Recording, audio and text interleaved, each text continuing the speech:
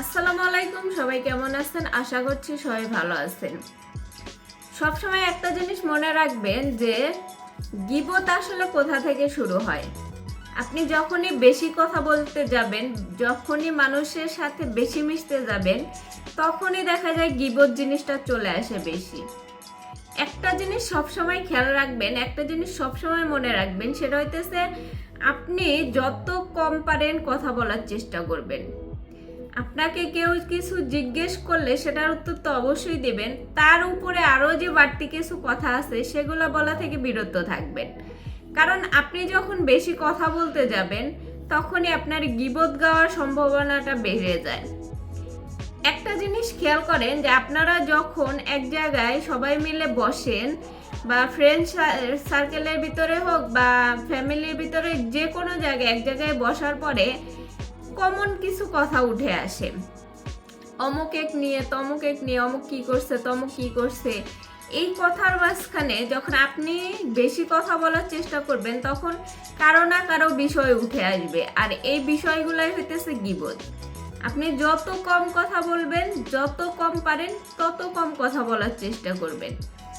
আপনি একটা জিনিস সবসময় মনে রাখবেন যে আমি যাদের সম্পর্কে বলতেছি, যাদেরকে নিয়ে আলাপ আলোচনা চলতেছে, হয়তো আমি এই জায়গা থেকে উঠে গেলে আমি যদি এই জায়গায় না থাকি, হয়তো আমার সম্পর্কেও এই জায়গায় কথা হবে।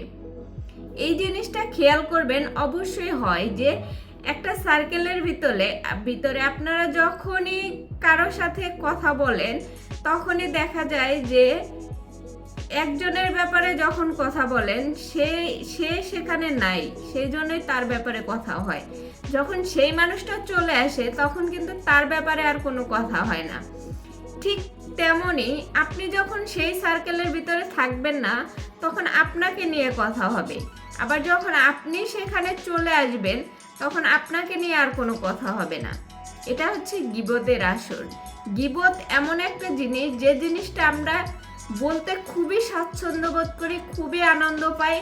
মানে একে অপরের কথা বলে আমরা এতটা আনন্দ পাই এই গীবত গাওয়ার মাধ্যমে, যেটা আমরা নিজেরা কল্পনাও করতে পারি না। যে আসলে আপনি নিজের কাছে নিজে প্রশ্ন করে দেখেন যে একটা মানুষের সম্পর্কে গীবত গাইতে গেলে আপনার কতটা আনন্দ লাগে। অমুকের নামে বলতেছে, এই কি হয়েছে রে অমুকের, মানে আমরা আগ্রহ নিয়ে শুনি সেটা, এবং বলার সময় আগ্রহ নিয়ে বলি।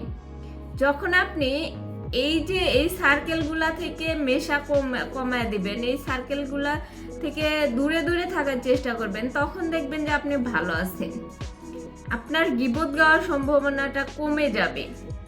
তাই যে কোনো সময় যে কোনো অবস্থাতেই আপনি থাকেন না কেন, মানুষের সাথে যখন কথা বলতে যাবেন অবশ্যই খেয়াল রাখবেন যেন বাড়তি কথা না বলে ফেলি।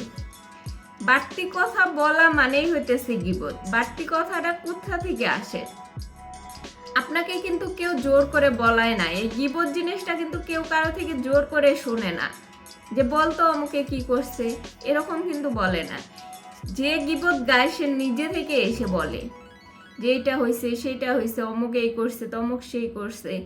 এই জিনিসগুলো আমরা আগ্রহ ভরে শুনি বলেই তারা বলে। আমরা যদি এটা বলি যে আমার এই ব্যাপারে কোনো ইন্টারেস্ট নেই, আমি এই ব্যাপারে কোনো কিছু শুনতে চাই না, তাহলে ওই মানুষটা পরবর্তীতে আর আপনার কাছে এই বিষয়ে কিছু বলবে না। তখন সেও বেঁচে যাবে, আপনিও বেঁচে যাবেন, এই গীবত গাওয়ার হাত থেকে বেঁচে যাবেন। তো সবাই ভালো থাকেন, সুস্থ থাকেন। আল্লাহ হাফেজ।